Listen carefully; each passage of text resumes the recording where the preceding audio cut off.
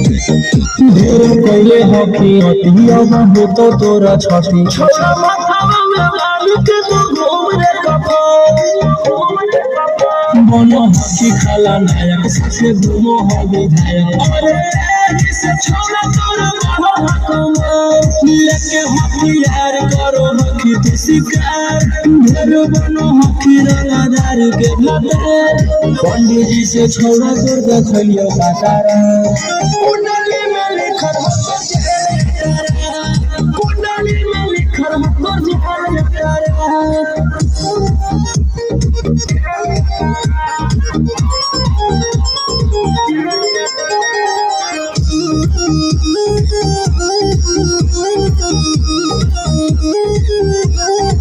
काफिला में घूमो हो तोर बीस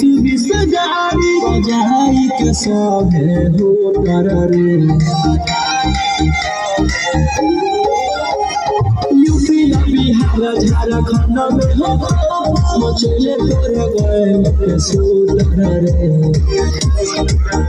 दागी की तुमके दाना छाती डैमेज करो ही सब जिला के खाना कहीं मैनेज करो ही देही ओनी यूज तोरा हक खतरा कुंडली में लिखल हो जेल करे कुंडली में लिखल हो जेल करे